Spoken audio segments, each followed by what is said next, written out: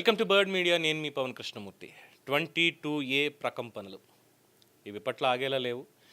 డెఫినెట్గా ఫోన్ చేస్తున్నటువంటి ప్రతి ఒక్కళ్ళకి కూడా ధన్యవాదాలండి. అట్ ద సేమ్ టైం మనస్ఫూర్తిగా క్షమించండి, ఎందుకంటే చాలా వరకు ఫోన్ కాల్స్ అటెండ్ అవ్వడానికి సమయాభావం అవుతుంది. ఎందుకు అనంటే వ్యక్తిగతమైనటువంటి కారణాలు, వృత్తిగతమైనటువంటి కారణాలు కూడా. ఈ కథనాలన్నీ కూడా రికార్డ్ చేసేటువంటి సమయంలో దానికి ప్రిపరేషను, అలాగే రికార్డింగు, ఎడిటింగ్ టీంతో చర్చలు, అలాగే మేనేజ్మెంట్తో చర్చలు ఇవన్నీ నడుస్తూ ఉంటాయి. అటువంటి సమయాల్లో ఫోన్ ఎత్తడానికి ఉండదు. అండ్ ఇంటికి వెళ్ళిన తర్వాత ఇంకొన్ని పనులు ఉంటాయి, అయినా సరే అక్కడికి కొంతమంది అటెండ్ చేస్తున్నాం. వాట్సాప్లో చాలామంది మెసేజ్లు పెడుతున్నారు. సరే, దీని మీద ఏంటంటే ఏబి వెంకటేశ్వరరావు గారిని కూడా అప్రోచ్ అవ్వడం జరుగుతుంది. డెఫినెట్గా వారు కూడా ఇంట్రెస్ట్గానే ఉన్నారు కలిసి పని చేయడానికి అనేది తెలుస్తోంది. అండ్ ఒక మంచి కార్యాచరణ దీని మీద ఎలా చేయాలి అనేది డెఫినెట్గా తీసుకొస్తాం. అలాగే ప్రతిరోజు కూడా ఈ సమస్యలకు సంబంధించినటువంటి అప్డేట్స్, అలాగే సొల్యూషన్. ప్రభుత్వం ఎట్టి పరిస్థితుల్లో ఈ 22A సమస్యని పూర్తి స్థాయిలో పరిష్కరించి తీరాల్సిందే. ఎందుకంటే అనేక మంది జీవితాలు దీని మీద ఆధారపడి ఉన్నాయి. అవి పిల్లల చదువులు కావచ్చు, పెళ్ళిళ్ళు కావచ్చు, అనారోగ్య కారణాలు కావచ్చు, వార్ధక్యంలో ఈ ఇబ్బందులు పడలేక ఉన్నటువంటి పరిస్థితి కావచ్చు, ఏదైనా కానీ వాళ్ళ జీవితాలు నిలబడాలి అంటే ఖచ్చితంగా 22A మొత్తం అంతా కూడా పరిష్కారం అయ్యి తీరాల్సిందే. దాని తర్వాత ఫ్రీ హోల్డ్ అవ్వచ్చు, చుక్కల భూములు అవ్వచ్చు, ఇంకోటి అవ్వచ్చు, ఏదైనా సరే ఖచ్చితంగా ప్రభుత్వం మీద ఒత్తిడి అయితే వస్తుంది, నెరవేర్చి తీరాల్సిందే ఇదంతా. సరే, ఇవాళ కాన్సెప్ట్లో ఏంటంటే ఒక రెండు పాయింట్లు. ఒకటేమో మనకి విశాఖపట్నం అనకాపల్లి దగ్గర నుంచి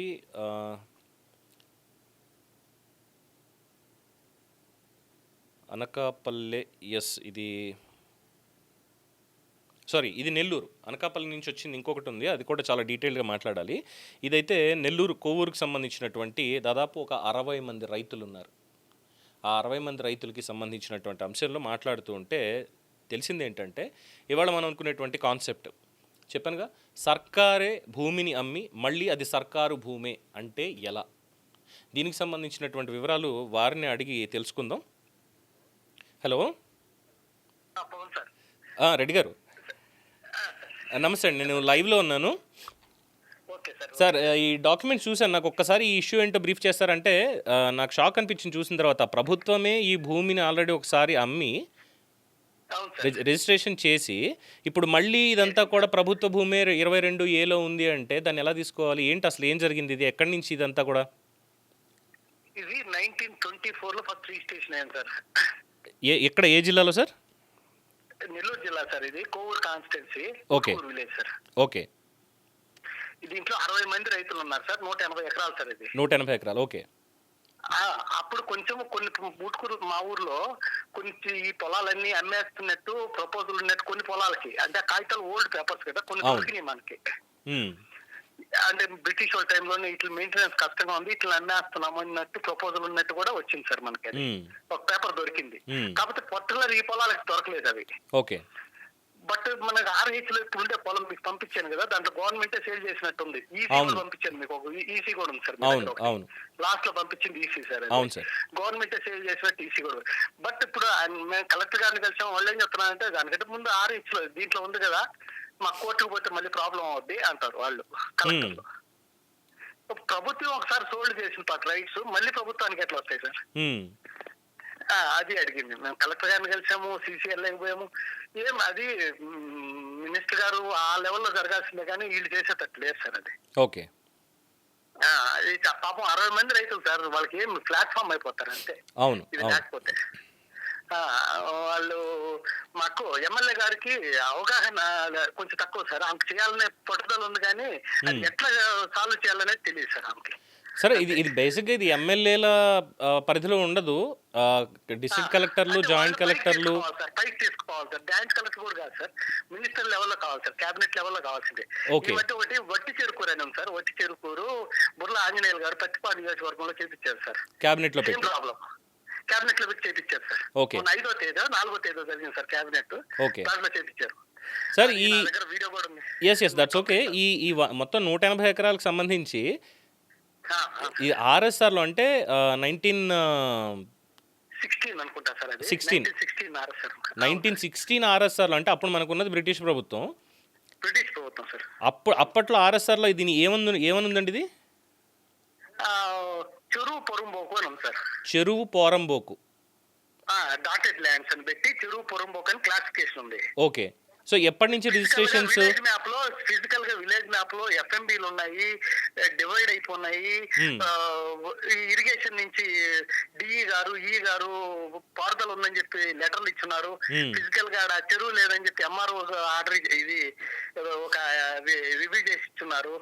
ప్లస్ ఆర్డీఓ గారు ఇచ్చున్నారు ఫిజికల్ గా చెరువు లేదని. ఓకే. దానికి పారుదల ఉన్నట్టు ఎగ్జిక్యూటివ్ ఇంజనీర్ ఇచ్చున్నారు. ఓకే. పారుదల ఉంటుంది కదా మాకు కలిగే చెరువు ప్లస్ సోమసల్ ప్రాజెక్ట్ నుంచి మాకు ఇరిగేషన్ ఉంది. అవును. దానికి పారుదల ఉన్నట్టు పోర్ట్లు ఉన్నట్టు ఇచ్చున్నారు. గవర్నమెంట్ ల్యాండ్ అయితే ఇరిగేషన్ ఎట్లా ఉంది, ఇవన్నీ ఎట్లా ఉన్నాయి సార్? అప్పుడు రిజిస్ట్రేషన్ ఉన్నాయి సార్ 1924 నుంచి ఇప్పటికి అందరికి రిజిస్ట్రేషన్ ఉన్నాయి. సో రిజిస్ట్రేషన్లు అనేవి దగ్గరగా 1924 నుంచి ఉన్నాయి. 1924 నుంచి ఇప్పుడు వరకు ఉన్నాయి సార్. అవును. సో దీంట్లో మీరు హైలైట్ చేసి చూపించింది రిజిస్ట్రేషన్ చేసినటువంటిది. అవును, రిజిస్ట్రేషన్ చేసినట్టు సార్. అవి అంటే కొన్నిటికి అన్ని తరకుగా సార్ 1924 కొన్ని దాదాపు 90% దొరికినాయి, 100% దొరకలేదు. అదే ఇది ఆల్మోస్ట్ 1946 లో జరిగినటువంటిది కూడా ఒకటి కనిపిస్తుంది. అది 24 సార్ మీకు పెట్టింది, అది 1924 అనుకుంటాను. 24 28 ఈసీ పెట్టున్నాను నేను. ఓకే. అది ఈసీ పెట్టాను. ఆర్హెచ్ అంతా 1924 అది. అది సార్ అది. Okay sir. అయితే అందరికి తెలియజేశాను సార్. అంటే సీఎం గారికి కూడా నేను మెయిల్ చేశాను. కాకపోతే వాళ్ళు ఉండే బిజీలో చూడకపోవచ్చు. అవును. బట్ వాళ్ళకి పెట్టాను, ఈ ఇష్యూని రేజ్ చేస్తామని పెట్టాను. అవును. సీఎం గారికి పెట్టాను, రెవెన్యూ మినిస్టర్ గారికి పెట్టాను. వాళ్ళకి కాల్ కూడా చేశాను. రెవెన్యూ మినిస్టర్ గారికి కాల్ చేశాను. వాళ్ళు బిజీగా ఉన్నట్టున్నారు. అవును. ఫోన్ లో అయితే అట్లా వచ్చి కలవాలి కానీ అన్నారు. అవును. కాకపోతే మాకు ఆడకపోయి మేము నెల్లూరు నుంచి ఆడకపోయి సార్ 2 రోజులు ఉండి వాళ్ళు కలవక అపాయింట్మెంట్ లేక మళ్ళీ రాలేం కదా. అవును. ఎస్, ఇక్కడ స్పష్టంగా డాక్యుమెంట్లో అయితే స్పష్టంగా అనిపిస్తోంది. దస్తావేజు యొక్క స్వభావం మొత్తం 350 రూపాయలు సంథింగ్ ఏదో పెట్టారు రుసుము. ఎస్, 1927 7 మే 1924 వ్రాసి ఇచ్చిన వారు గవర్నమెంటు. ఎవరికి వ్రాయించుకున్నారు అంటే అబ్దుల్ అజీజ్ అనేటువంటి వ్యక్తికి. సో అప్పుడే గవర్నమెంట్ అయినప్పుడు okay, got it sir. Correct. So ఇదొక కొత్త వ్యవహారం సార్ దీంట్లో.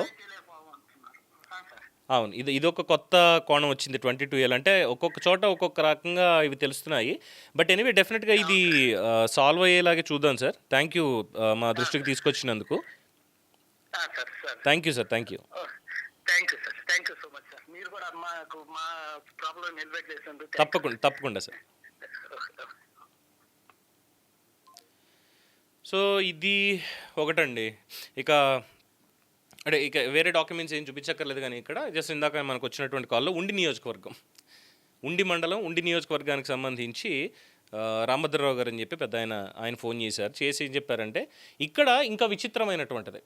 నిన్న మనం ఆల్రెడీ చూసాం, పాస్బుక్లు ఇచ్చి తర్వాత మళ్ళీ ఎందుకంటే అవగాహన లేకుండా మాకేం తెలియకుండా ఇచ్చామనేటువంటి ఉద్యోగులు ఉన్నారు. ఇంకొన్ని చోట్లేమో ఈవెన్ జాయింట్ కలెక్టర్ దగ్గర నుంచి కింద స్థాయిలో కోర్టుకి వెళ్ళండి వీళ్ళంటారు. ఎంఆర్ఓలేమో నవ్వి ఇది ఎక్కడ అవుతుందిలే మా చేతులు తడపకపోతే అనేటువంటి రీతిలో కొన్ని చోట్ల జరుగుతున్నాయి. ఈవెన్ అనంతపూర్ నుంచి కూడా ఫోన్ చేసి ఉన్నారు. అక్కడ ఎకరానికి 50,000 విఆర్ఓ లెవెల్లో కూడా. విఆర్ఓ దగ్గరికే ముందు ఎకరానికి 50,000 వాళ్ళకి పే చేయాలంటే ఇంకా పై వాళ్ళకి ఇంకెంత దాకా వెళ్ళాలి ఏంటి అనేది పాపం వాళ్ళకి చాలా ఇబ్బందికరమైనటువంటి పరిస్థితి ఉంది. సరే, అది పక్కన పెడితే మనకి ఇక్కడ ఉండి నియోజకవర్గంలో వారిది దాదాపు 5 ఏళ్ల నుంచి తిరుగుతున్నారు ఈ 22Aలో.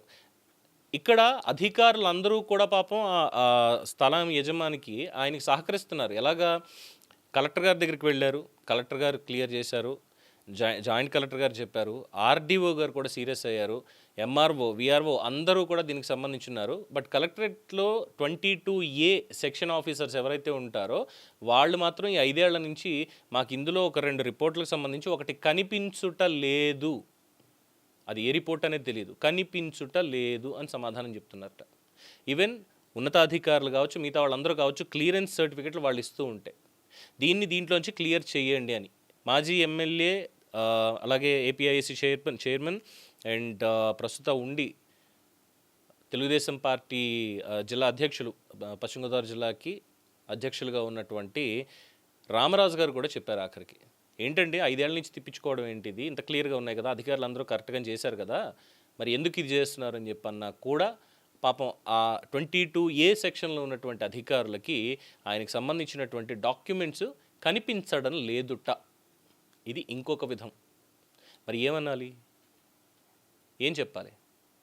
ఇలా ఎంతోమంది వాళ్ళ ఆవేదనకి ఒక్కొక్కసారి కళ్ళమ్మటి నీళ్ళు వస్తున్నాయి. అసలు ఈ ప్రభుత్వం ఎందుకు ఉంది అనేటంత కోపం కూడా కొన్నిసార్లు వస్తుంది కొంతమంది చెప్పేటువంటి విధానానికి, వాళ్ళ కష్టానికి. ఎక్కడో ఎన్ఆర్ఐలు కూడా, ఎన్ఆర్ఐ భూములు వాళ్ళకి సంబంధించిన 22Aలోకి ఎందుకు వెళ్తుందండి? ఈవెన్ ప్రైవేట్ పట్టా ల్యాండ్లు 22Aలోకి ఎందుకు వెళ్తాయి నాకు అర్థం కాదు. ప్రతి ఒక్కళ్ళు ఇలాగా చెప్తున్నారు. మరి ఎక్కడ దీనికి? ముఖ్యమంత్రి గారు ఆయనకు సంబంధించి చాలా క్లియర్గా చెప్పారు, 22A భూములన్నీ కూడా వివాదాలు క్లియర్ అయిపోవాలి, ఎట్టి పరిస్థితుల్లో ఒక్కటి కూడా మిగలడానికి వీల్లేదు అని. ఫైన్, ముఖ్యమంత్రి గారిని తప్పట్టక్కర్లేదు. ఆ తర్వాత చీఫ్ సెక్రటరీ గారు ఓకే, ఆయన్ని తప్పట్టక్కర్లేదు. ఆ తర్వాత రెవెన్యూ మినిస్టర్ అనగాని సత్యప్రసాద్ గారు, ఆయన్ని తప్పట్టక్కర్లేదు. ఆ తర్వాత నుంచి మొదలు పెడితే రెవెన్యూ కార్యదర్శి దగ్గర నుంచి కింద డిస్ట్రిక్ట్ కలెక్టర్ల కింద ఉండేటువంటి జాయింట్ కలెక్టర్ల కింద ఉండేటువంటి ఈ మొత్తం వ్యవస్థ ఎక్కడో ఏదో ఒక చోట. ఇవి కాకుండా మళ్ళీ సర్వేయర్లు. మనకి ఇంకొక కేసు కూడా వచ్చింది. సర్వేయర్లు వెళ్ళి, ఇది ఎక్కడ, ఇది తూర్పుగోదావరి జిల్లా కాకినాడ దగ్గర అనుకుంటా, కాకినాడ దగ్గర విలేజ్ పేరు. అక్కడ వాళ్ళ ల్యాండ్కి సంబంధించి కూడా ఇలాగే. బట్ సర్వేయర్లు వచ్చి మీరు 1,00,000-1,50,000 మీరు పెట్టుకుంటే దీంట్లోంచి తీయించేస్తా ఉండని చెప్పి మాట్లాడారట. అది ప్రైవేట్ సర్వేయర్లా, గవర్నమెంట్ సర్వేయర్లా, లేదంటే కన్సల్టెంట్ సర్వేయర్లా, అది కూడా ఒకసారి ప్రభుత్వం దృష్టి పెట్టాలి. అండ్ మోరోవర్ ఏసీబీ వాళ్ళు ఈ 22A దీంట్లో కాస్తంత క్రిటికల్గా పనిచేస్తే బాగుంటుందేమో అనేటువంటి ఒక అభిప్రాయం కూడా ఉంది. అలాగే మొన్న చెప్పినట్టుగా నెలకి ఒక మండలం చొప్పున కలెక్టర్లు ఒక ప్రత్యేకమైనటువంటి ఆపరేషన్ పెడితే ఖచ్చితంగా అన్నీ క్లియర్ అయిపోతాయి, ఒక్కటి కూడా మిగలకుండా. మరి ఏం చేస్తారో ప్రభుత్వం చూద్దాం. సో ఇవాళకైతే ఈ రెండు, ఇందాక మనం చూసినటువంటి దాంట్లో చాలా స్పష్టంగా ఉంది, ప్రభుత్వమే భూమిని అమ్మింది,